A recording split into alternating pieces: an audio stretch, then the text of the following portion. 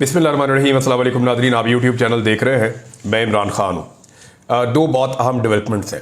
एक तो लाहौर वाला जलसा जो है वो बिल्कुल एंड पे जाके फंसा हुआ है और हुकूमत के लिए मुसीबत बनी हुई है।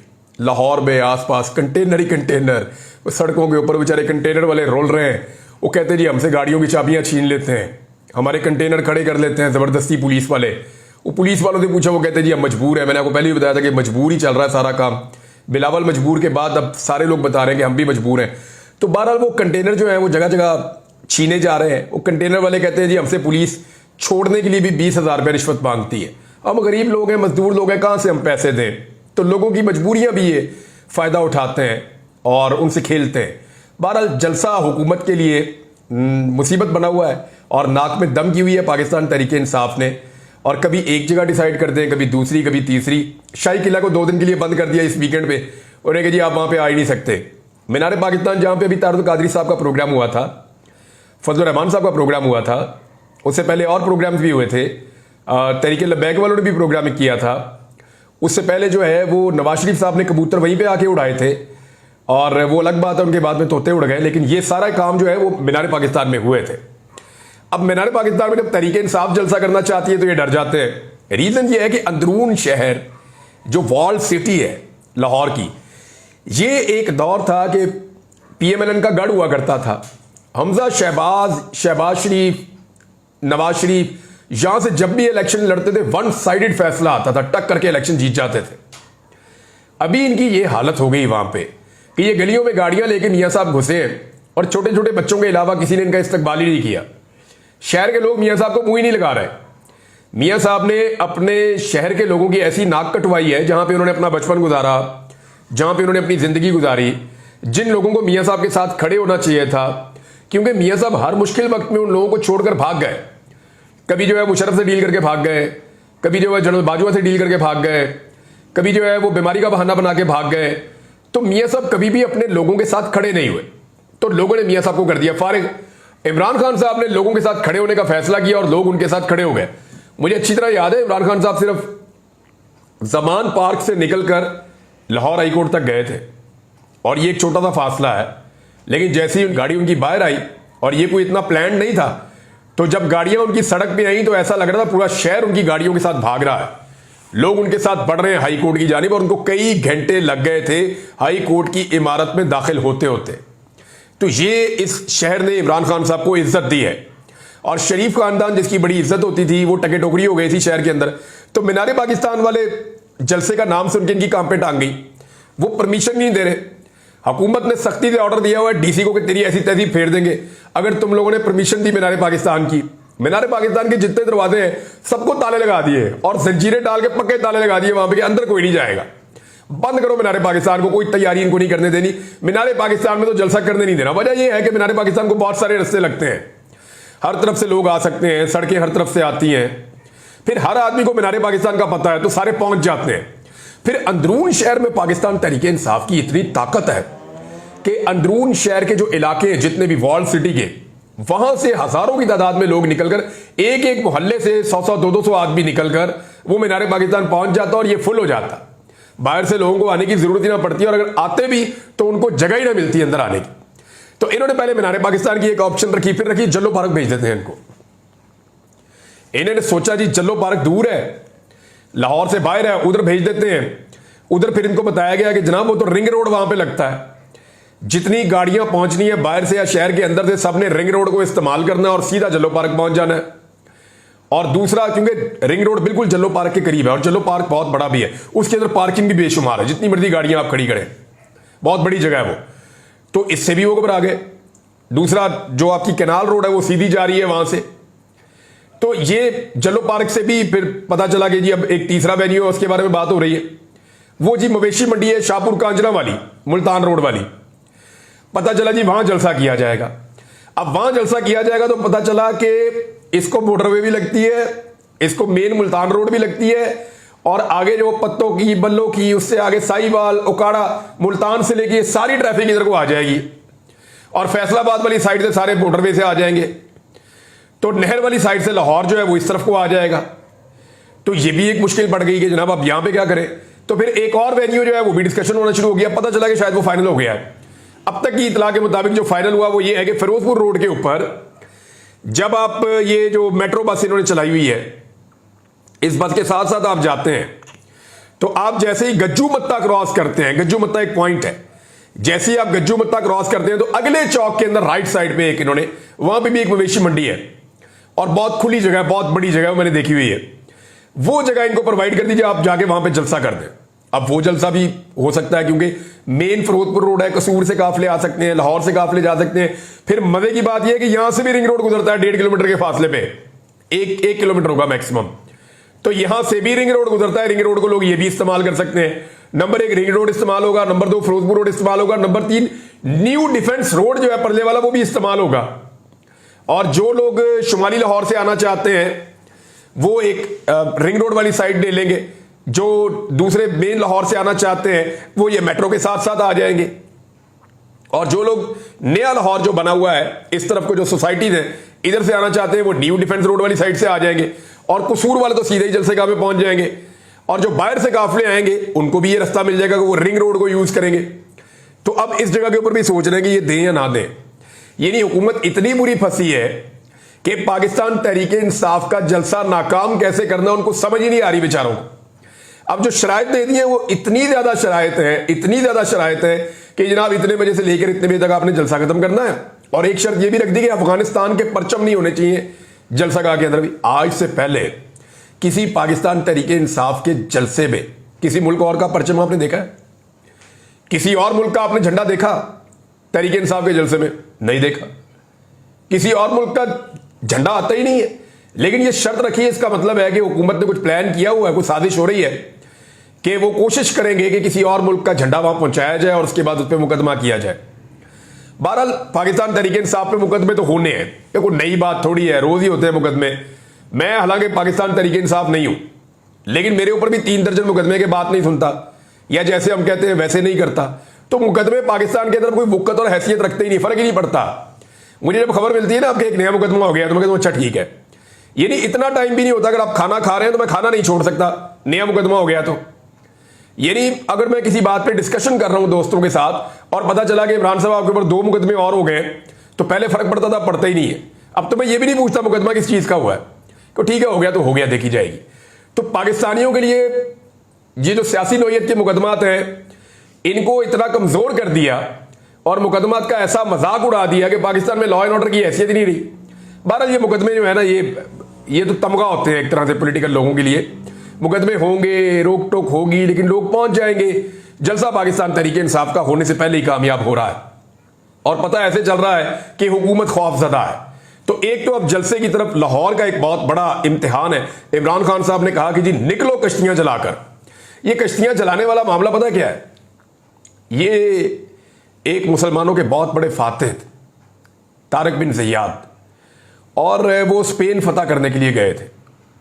और जब वो पहुंचे वहां पे तो पता चला कि आगे बहुत बड़ी ताकत है जिसके साथ उनकी टक्कर है। तो उन्होंने ये सोचा कि मेरे सिपाही बददिल ना हो, दिल छोटा ना करें और ये लड़ाई इनको लड़नी पड़ जाए सर्वाइवल के लिए।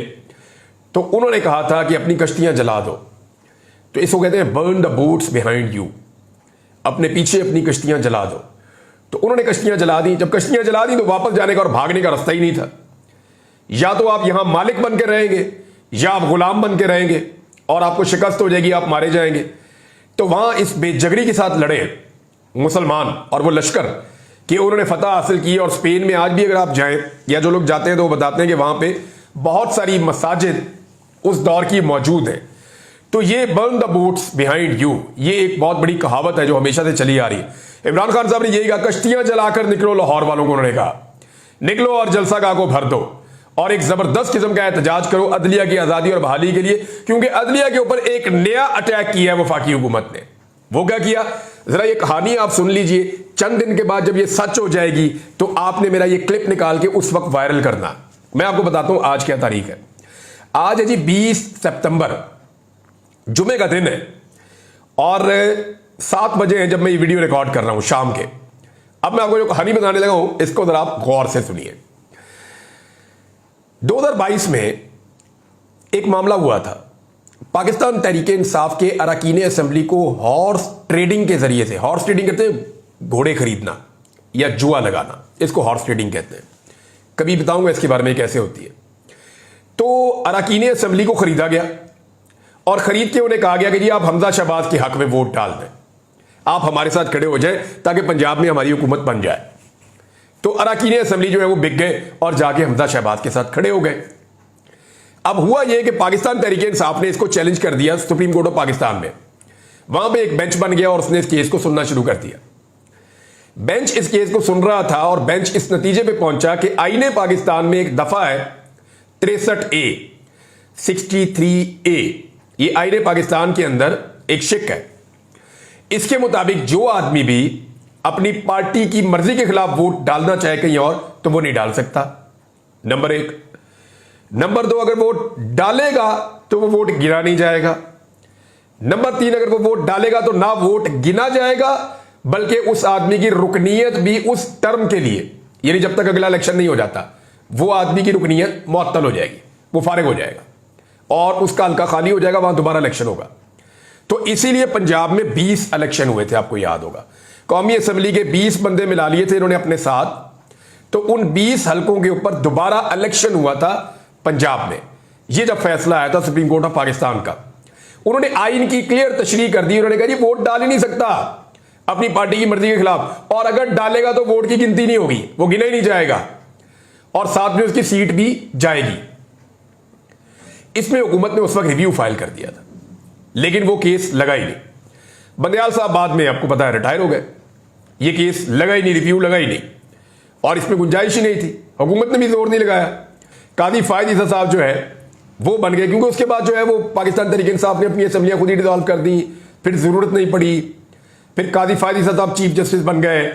और अब इस वक्त जब आईनी तरमीम के लिए पूरी कोशिश की गई तो रस्ते में रुकावट बन गया सुप्रीम कोर्ट ऑफ पाकिस्तान का 8 रुकनी बेंच, जिसने मखसूस नशिस्तों में फैसला दिया था कि ये बंदे पीटीआई के हैं और अगर ये वोट डालेंगे तो इनके ऊपर आइन का आर्टिकल 63A लग जाएगा। ये ना सिर्फ डिस्क्वालीफाई हो जाएंगे बल्कि इनका वोट गिना भी नहीं जाएगा। तो आईनी तरमीम तो हो नहीं सकती थी। तो अब वो जो फैसला दिया हुआ था 2022 में सुप्रीम कोर्ट ऑफ पाकिस्तान ने, उस फैसले को बदलने का वक्त आ गया। यानी 2 साल और 1-1.5 महीने के बाद अब फैसला बदलने का फैसला किया गया कि अब फैसला बदल दो।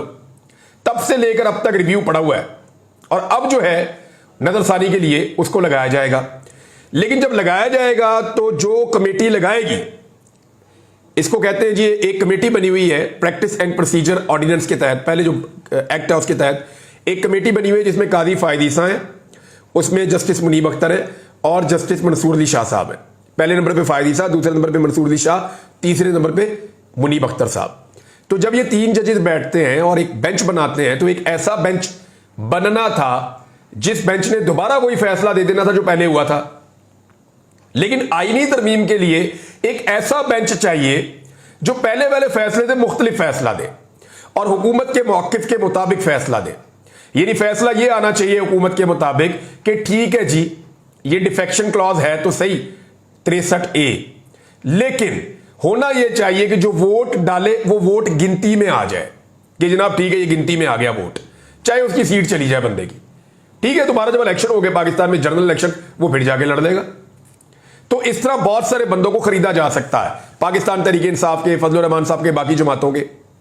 तो बंदे खरीदने के लिए इन्होंने कोशिश की है, पता चला बंदे तो हम खरीद सकते हैं, लेकिन अब बेंच कैसे बनाए अपनी मर्जी का, क्योंकि वो 3 जजेस ने मिलकर फैसला करना है और जो बात 2 जजेस कह देंगे वो हतमी हो जाएगी।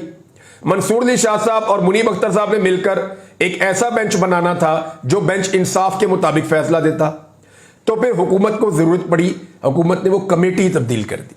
क्या किया ये देखें। वफाकी काबीना ने सुप्रीम कोर्ट तरमीमी प्रैक्टिस एंड प्रोसीजर ऑर्डिनेंस मंजूर कर लिया और इसमें यह है कि अदलिया की कार्रवाई होगी, उसका मुसवदा तैयार किया जाएगा इसके बाद, और प्रैक्टिस एंड प्रोसीजर ऑर्डिनेंस पर सदर से जो है वो मंजूरी भी ले ली गई है। यानी फौरी तौर पे ऑर्डिनेंस लाया गया, फौरी तौर पे सदर ने उसकी ऑर्डिनेंस की मंजूरी भी दे दी और अब यह कानून बन गया है।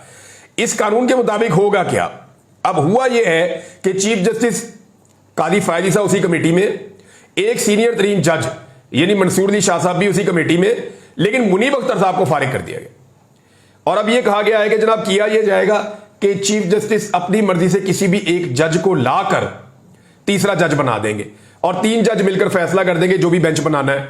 तो होगा यह कि कादी फायद ईसा साहब और जस्टिस अमीनुद्दीन, जिनको मुबैना तौर पर अब लाया गया है, ये दोनों जजेस मिलकर एक ऐसा बेंच तश्कील देंगे जो बेंच 2022 के सुप्रीम कोर्ट ऑफ पाकिस्तान के फैसले को रिवर्स करेगा और उसके अंदर यह तब्दीली कम से कम कर देगा कि जो वोट डालेगा वो वोट गिना जाएगा।